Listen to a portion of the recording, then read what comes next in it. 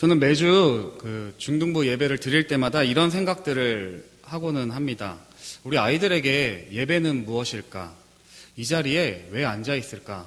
제가 설교 시간에 저희 중등부 학생들 알 텐데 이렇게 질문들을 합니다. 예지야, 너에게 예배는 뭐니? 이렇게 막 물어보는 것처럼 하면 아이들이 당황한 얼굴로 저를 막 째려봅니다. 그렇게 째려보고 그리고 멍 때립니다. 아이들이 예배에 대해서 너 예배 왜 드리니? 교회는 왜 오니? 이렇게 물어보면 대부분의 학생들이 대답을 하지 못합니다. 그리고 솔직한 친구들은 엄마 때문에요. 그냥 앉아 있습니다. 아무 생각 없이 앉아 있습니다. 이렇게 이야기할 때가 많이 있습니다. 또 시험기간, 지금 이제 시험기간이라서 아이들이 별로 안 보이는데 시험기간만 되면은 출석률이 곤두박질 칩니다. 아무리 이야기해도 시험기간에는 교회를 오지 않는 게 아이들에게 당연하게 느껴집니다. 얼마 전에 그 인터넷 뉴스에서 각 교단에서 주일학교의 통계 발표를 제가 보게 되었습니다. 여러분들도 잘 알고 계실 겁니다. 주일학교에 대한 인원이 점차 감소하고 있다. 여러분과 저는 우리 교회는 아이들이 너무나 많이 있어서 그런 걸 체감하지 못할지 모르지만 대부분의 교회들 가운데 주일학교가 없는 곳이 참 많이 있습니다. 그래서 각 교단들마다, 각 교회마다 대책들을 마련하기에 시급합니다. 단순히 인원수가 감소되는 것이 문제가 아니라 아이들에게 신앙이 전수되지 않는 것, 그것에 대해서 문제가 무엇인지, 대책은 무엇인지 나름 토론하지만 뾰족한 수는 보이지 않는 것 같습니다. 그리고 1년 전에 한 목사님과 나누었던 대화가 생각났습니다. 저 신대원 때부터 같이 공부했던 그때 이제 전도사님이었죠. 전도사님이었는데 이분이 같은 전도사지만 우리들 사이에서 이런 별명이 있었습니다. 전도사 위에 전도사. 그러니까 사역 경험이 오래되어서 한 교육기관에서도 청소년 팀장도 할 정도로 매우 사역적으로 탁월하고 그 마음이 좋은 분이었기 때문에 사역 가운데 많은 질문들과 도움들을 받곤 했습니다. 이 목사님이 고등부 사역만 7년을 했습니다. 한 교회에서 고등부 사역을 7년을 하고 청년부를 담당하게 되면서 저에게 1년 전에 이런 이야기를 했습니다. 내가 사역을 잘못했다. 하나님 앞에 회개한다. 무슨 소리냐고. 사역을 그렇게 잘하고 아이들이 예배 시간에 설교를 끝나면 저는 거의 받아보지 못하는 목사님 설교가 너무 좋았어요. 짱이에요. 이런 문자들을 수시로 받는 이 목사님이, 이 사역자가 내가 하나님 앞에서 사역을 잘못했다고 회개하는 이야기를 들었습니다. 그 이유는 이것입니다. 자기가 고등부를 하는 7년 동안 아이들로부터 인정을 받고 사역 잘한다는 칭찬을 받았지만 이 아이들이 청년부에 가보니까 내가 7년 동안 그 신앙 좋고 열심히 교회 생활하던 이 아이들이 청년부에 가서 보이지가 않는다. 왜 보이지가 않는 걸까? 나는 7년 동안 무슨 사역을 했던 것일까? 이런 고민들을 하는 것들을 나누게 되었습니다. 여러분, 무엇이 문제일까요? 어떻게 하면 지금 어린아이들로부터 중고등부, 청년에 이르기까지 우리 교회에서 자라는 이 청소년들이 또 청년들이 교회를 떠나지 않고 머물러 있을 수 있을까? 그런 부분에 대해서 한번 생각해 보게 되었습니다. 단순하지만 오늘 말씀을 통해서 분명한 실마리를 하나 얻게 되었습니다. 그것은 나의 하나님을 만날 때 그것이 가능하다는 것입니다. 야곱의 인생, 나의 하나님을 만났던 그날 야곱의 모습을 통해서 여러분과 저에게 각자에게 주시는 은혜가 있기를 주님의 이름으로 축원합니다. 야곱의 인생을 생각해 볼 때 저에게 떠오르는 이미지는 씨름입니다. 야곱은 끊임없이 씨름하는 사람이었습니다. 무엇인가를 얻기 위하여 붙잡고 씨름하는 인생이었습니다. 존재였습니다. 다르게 표현하면은 갈망하고 욕망하는 존재입니다. 야곱과 여러분과 저의 모습은 매우 닮아 있습니다. 야곱이 장자권을 얻기 위하여 자리다툼을 하였던 것처럼 장자의 축복을 얻기 위하여 아버지를 속일 정도로 술수를 썼던, 재산을 모으기 위하여 라반과 속이는 그러한 문제들, 끊임없이 자기가 원하는 것을 얻기 위하여 노력하는 끈기 있는, 애를 쓰는, 오늘날의 표현으로 치면은 자수성가한 대표적인 인물일 것입니다. 성취를 해내는 대단한 사람일 것입니다. 칭찬받을 만합니다. 야곱의 인생은 지금까지는 잘 꾸려졌던 것 같습니다. 승승장구하였고 여러 가지 어려움들도 있었지만 자신이 원하는 것들을 잘 이루어냈습니다. 잘 헤쳐나갔습니다. 형을 2번이나 속여 장자권을 샀고 축복을 가로챘고 라반을 정복했고 결국은 부자가 되어서 고향으로 다시 돌아오게 되었습니다. 그러나 이제 야곱은 오늘 본문에서 더 이상 물러설 곳이 없는 위기의 순간을 만나게 됩니다. 더 이상 피할 곳이 없는 자신의 생명을 놓고 하나님 앞에서 씨름하고 있는 모습을 여러분과 저에게 보여주고 있습니다. 오늘 본문은 그때 야곱이 여태까지 순탄하게 잘 꾸려왔던 자신의 인생, 자신이 원하는 것들을 분명히 얻기 위해서 애썼던 자기 뜻대로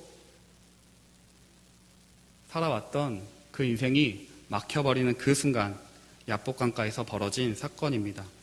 24절을 보시면 야곱이 홀로 남았더니 야곱은 홀로 남게 됩니다. 내가 의지하고 내가 사랑했던 그 모든 것들을 앞으로 내어 보냅니다. 밤에 일어나 2 아내와 2 여종과 11 아들을 인도하여 야복나루를 건널세. 그들을 23절에 그들을 인도하여 시내를 건너가게 하며 그의 소유도 자신이 의지하고 자신이 사랑했던 그 모든 것들이 하나님 앞에서 아니 자신의 생명, 존재를 전부를 내거는 그 순간에는 아무것도 의지할 수 없고 결국은 혼자 남게 됩니다. 아무것도 붙잡을 수 없던 그 순간에 철저하게 홀로 남겨진 시간들이 오늘의 본문입니다. 그때 하나님께서 야곱을 찾아오십니다. 그리고 야곱은 자신이 여태껏 살아왔던 그 방식대로 하나님과도 씨름을 하게 됩니다. 하나님과도 자리 경쟁을 놓고 자신이 원하는 것들을 얻기 위해서 하나님을 붙잡고 씨름하는 모습들을 보여주게 됩니다. 혹시 여러분과 저의 인생에도 그런 순간들이 있으십니까? 내가 붙잡았던 것들이 다 아무 소용없게 느껴지는 그 순간. 하나님 앞에서 홀로 남겨진 순간들. 어떤 분들은 그 순간에 하나님을 붙잡고 씨름하는 분들도 계시고 어떤 분들은 그 자리를 피하실 겁니다. 지존자와 하나님과 1대1로 만나는 그 시간들이 있었기 때문에 야곱은 하나님을 만나게 되었습니다. 그런데 야곱은 하나님을 몰랐을까요? 하나님이 찾아오셨는데 분명히 야곱은 하나님을 알고 있습니다. 왜냐하면 아브라함과 이삭의 하나님, 그 하나님을 알고 있습니다. 이번이 야곱이 하나님을 처음 만났던 순간은 아닙니다. 창세기 28장 16절에 보시면 그 베델에서 하나님을 만났습니다.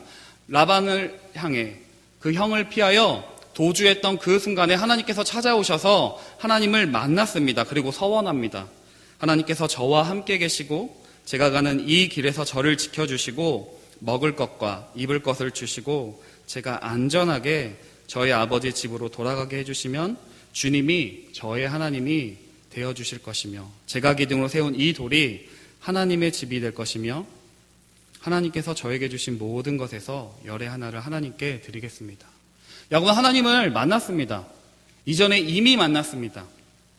그러나 야곱이 한 말을 자세히 살펴보면 야곱은 하나님을 만났지만 이삭과 아브라함과 이삭의 하나님으로 만났지만 자신의 하나님이 될 것이라고 이야기하지만 여전히 하나님이 그의 인생의 주인은 아닙니다. 조건적입니다. 하나님이 내가 원하시는 그 뜻대로 행해 주시면 내가 당신을 나의 하나님으로 삼겠습니다. 이후에 야곱의 인생을 계속해서 보면 여전히 속이고 자신의 힘과 자신의 지혜를 의지하는 인생입니다. 자신이 원하는 것들을 얻기 위해서 끊임없이 하나님을 만났지만 지식적으로는 알았지만 끊임없이 자신이 원하는 것들을 얻기 위해서 달려가는 인생이었습니다. 그러나 이번에는 무언가 다릅니다. 야복강가에서 만났던 야곱, 하나님을 만났던 그 야곱은 이번에 그 주도권 싸움을 치열하게 벌이고 있습니다. 조건적인 것도 아니고 하나님을 붙들고 씨름하고 치열하게 다투고 있습니다. 여러분과 저도 여전히 씨름을 합니다. 이 자리에 예배를 드리고 하나님을 믿는다고 앉아있지만 여전히 여러분과 저에게 주도권 싸움이 있지 않으십니까? 씨름이 무엇입니까? 힘과 기술을 사용해서 상대방을 제압하는 것입니다. 우리는 끊임없이 하나님을 붙잡고 하나님을 내 뜻대로 내가 원하는 것들을 얻기 위해서 하나님을 붙잡고 씨름합니다. 하나님께 힘을 사용하고 기술을 사용해서 넘어뜨리고 싶어 합니다. 그런데 예수 그리스도를 믿는다는 것, 내가 하나님의 자녀가 되었다는 것은 첫 번째는 예수님이 나의 구원자이십니다 라는 고백이고, 또 한 가지는 나의 주인이십니다 라는 고백입니다. 내 삶의 주도권이 나에게 있지 않다는 말입니다. 우리는 너무나 쉽게 주님은 나의 구원자이십니다, 나의 주님이십니다 이렇게 이야기하지만 여전히 내 삶의 주도권을 하나님께 내어주지 않습니다. 그것은 여러분과 저의 삶을 보면은 알 수 있습니다. 야곱의 삶이 하나님을 만났지만, 하나님을 안다고 하지만 여전히 자신의 힘과 재능대로 살아갔던 것처럼 여러분과 저도 하나님을 믿는다고 하지만 여전히 내 인생의 주도권을 붙잡고 살아갑니다. 내 뜻대로 살아갑니다. 우리의 시간 사용, 우리의 물질 사용, 언어 생활, 삶의 태도, 어떠한 사건을 바라보는 관점들을 보게 되면 내 인생의 주도권을 내가 붙잡고 있는지 하나님이 붙잡고 있는지를 우리는 솔직하게 알 수 있을 것입니다. 그런데 안타깝게 우리는 하나님을 내가 원하는 것들을 얻기 위해서 이용하는 도구로 생각할 때가 생각보다 많은 것 같습니다. 야곱의 모습이 여러분과 저와 다른가요? 여러분과 제가 난 야곱과 달라, 그런 생각들을 혹시 하시나요? 그런데 야곱은 하나님이 택하신 사람입니다. 우리 마음 가운데 아니 어떻게 저렇게 야곱처럼 속이고 자신만을 위해 살아갔던, 자신만을 갈망하던 그 야곱을 선택할 수 있어, 하나님 그러실 수 없다고 말한다면 그 말은 하나님이 나 같은 사람은 사랑할 수 없다고 말하는 것과 똑같습니다. 하나님의 그 사랑은 이해 불가죠. 하나님은 그 야곱의 연약함마저도 하나님 주권적으로 택하시고 붙잡아 주십니다. 여러분과 저의 모습은 야곱과 하나도 다를 바 없습니다. 파스칼이 이런 말을 했다고 합니다. 인간을 천사면서 동물이라고. 누구보다도 가장 아름다운 것이 사람이고 때로는 개만도 못한 것이 인간이기도 하다, 이런 말을 했다고 합니다. 야곱, 너무나 자신만을 위해 살아갔던 그 야곱이지만 그가 하나님을 만났을 때 다른 인생을 살아가게 됩니다. 여전히 야곱은 자신의 이름대로 살아갑니다. 야곱의 뜻이 무엇입니까? 속이는 자, 사기꾼입니다. 한마디로 남을 속이고 자기 자신을 속이며 끊임없이 살아갑니다. 그 야곱이 이제 하나님마저도 속이려고 합니다. 하나님 앞에 속이려고 하나님을 붙잡고 씨름하지만 하나님은 결코 속이실 수 없는 분입니다. 드디어 임자를 만난 것입니다. 하나님이 그 야곱의 인생에 개입하여 주시고 붙잡고 그 씨름에 동참해 주십니다. 야곱은 간절했습니다. 왜냐하면 더 이상 물러갈 곳이 없기 때문입니다. 자신의 생명이 위협을 받고 아무것도 나아가 의지할 것이 없다는 사실을 깨달았기 때문입니다. 그 야복 강가에서 야곱은 간절하게 하나님을 붙잡고 씨름합니다. 26절에 보시면 그가 이르되 날이 새려하니, 얼마나 붙잡고 씨름했는지, 얼마나 간절하게 붙잡았는지 그 밤 어두울 때 씨름했던 그 야곱이 동이 틀 때까지 하나님을 붙잡고 씨름합니다. 야곱은 하나님을 붙잡습니다. 아니, 하나님만을 붙잡습니다. 사실 야곱의 인생은 하나님이 없으면 아무것도 아닙니다. 사실 야곱은 장자가 아닙니다. 둘째이잖아요. 장자권. 하나님이 없으면 아무것도 아닌 인생이 사실 야곱입니다. 라반으로부터 도주했던 것도 의지할 것이 아무 홀로 단신이었습니다. 야곱의 인생에 자기 자신만을 믿고 자기 자신만을 의지했던, 아무것도 의지할 것이 없는 인생이 사실 야곱의 인생입니다. 그런데 그 야복강 나루터에서 아브라함의 하나님, 이삭의 하나님, 그냥 할아버지의 하나님, 아버지의 하나님도 아닌 나의 하나님을 드디어 만나게 됩니다. 머리로만 아는 것이 아니라 하나님은 이런 분이시지, 하나님은 이러실 거야 라고만 생각하는 것이 아니라 생생하게 내가 붙잡고 나의 환도뼈가 치어질 때까지 나의 몸에 생생히 기억하는, 내가 경험한, 내가 알게 된 그 하나님을 경험하여 알게 됩니다. 몸으로 부딪혀 알게 됩니다. 삶에 직면한 문제들 속에서 그냥 성경책에서 하나님은 이런 분이셔, 하나님은 사랑이셔, 하나님은 정의로우셔, 하나님은 어떠하셔, 이게 아니라 나의 삶에 직면한 문제들 가운데서 하나님이 정말로 이러하시구나, 몸으로 부딪혀 알게 되는 사건이 오늘의 사건입니다. 26절에 축복하지 아니하면, 내게 축복하지 아니하면 가게 하지 아니하겠나이다. 이 야곱의 이 절규, 이 외침은 다르게 표현하면 이것입니다. 나는 당신이 필요합니다. 하나님이 내 인생에 없으면, 하나님이 없으면 나는 아무것도 아닌 인생입니다. 하나님, 당신이 없는 인생은 나에게 아무런 의미가 없습니다. 야곱이 끝까지 붙잡고 씨름했던 것은 주도권에 대한 부분입니다. 야곱의 인생이 철저하게 자신을 붙잡고 의지했던 그 인생 가운데서 이제는 하나님 앞에 전적으로 매달려서 하나님만을 붙잡고 하는 그 순간 가운데 야곱은 하나님만을 붙잡습니다. 여러분은 야복강 나루터가 혹시 있으십니까? 나의 하나님으로 만난 그 순간이 있으십니까? 아마 대부분 그런 순간들이 한 번쯤은 있으실 겁니다. 만약에 그런 경험이 없이, 나의 하나님으로 만난 그 순간이 없이 이 자리에 앉아 있다면 매우 불행한 일일 것입니다. 분명히 있을 것입니다. 야곱은 자신과 맞붙어 싸운 그 분이 하나님임을, 내가 하나님을 보았다는 것을 알게 된 그 순간에 드디어 변하게 됩니다. 야곱이 이렇게 고백합니다. 30절에 그러므로 야곱이 그곳 이름을 브니엘이라 하였으니 그가 이르기를 내가 하나님과 대면하여 보았으나 내 생명이 보전되었다 함이더라. 자신과 맞붙어 싸운 그 분이 하나님이신 것을, 씨름하신 분이 하나님이신 것을 깨달았을 때 야곱은 변하게 됩니다. 브니엘이라고 이름을 짓게 됩니다. 다시 얘기하면 하나님을 만나면 변하게 됩니다. 내가 여전히 신앙생활하고 교회를 다니고 있지만 변하지 않는다면, 하나님을 닮아가지 않는다면 그것은 내가 아직 만나지 않았다는 말일 수도 있습니다. 하나님을 만났던 그 야곱에게 놀라운 사건이 이루어지게 됩니다. 하나님이 너의 이름은 무엇이냐고 묻습니다. 야곱이 대답합니다. 저는 야곱입니다. 속이는 자고 지렁이와 같은 자입니다. 나의 존재 하나님 앞에서 별 볼 일 없는 죄인입니다. 하나님 없이 살아갈 수 있다고 착각했던 자입니다. 이렇게 고백합니다. 그럴 때 하나님께서 야곱의 이름을 바꾸어 주십니다. 더 이상 속이는 자가 아니라 이스라엘, 하나님과 겨루어 이긴 자라고 그 본성, 그 존재의 변화를 말씀하십니다. 야곱이었지만, 속이는 자였지만 이스라엘, 하나님과 겨루어 이긴 자라고 하나님께서 새롭게 변화시켜 주십니다. 고린도서 5장 17절에 이렇게 이야기합니다. 누구든지 그리스도 안에 있으면 새로운 피조물이라. 이전 것은 지나갔으니 보라 새 것이 되었도다. 거룩하지 않은 여러분과 저를 거룩한 자로 하나님께서 불러주십니다. 그래서 성도라고 부릅니다.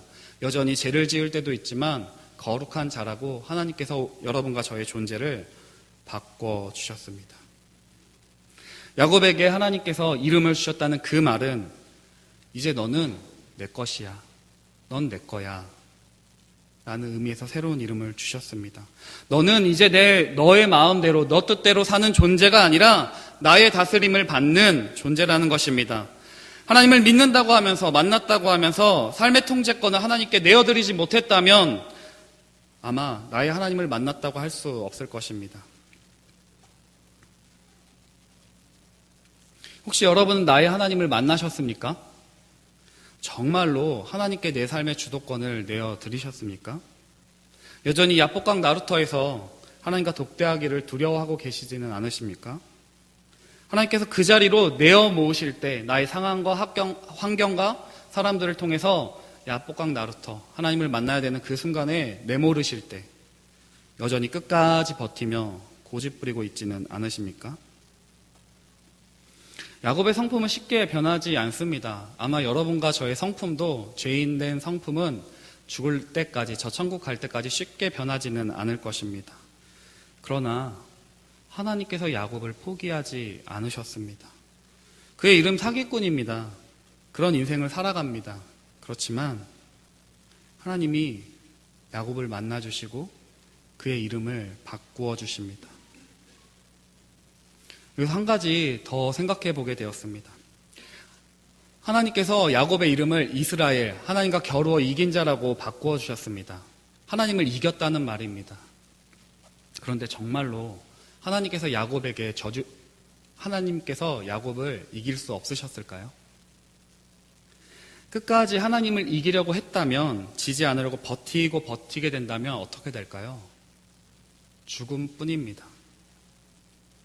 여러분과 저 솔직하게 말하면 엄청나게 고집불통 아닙니까?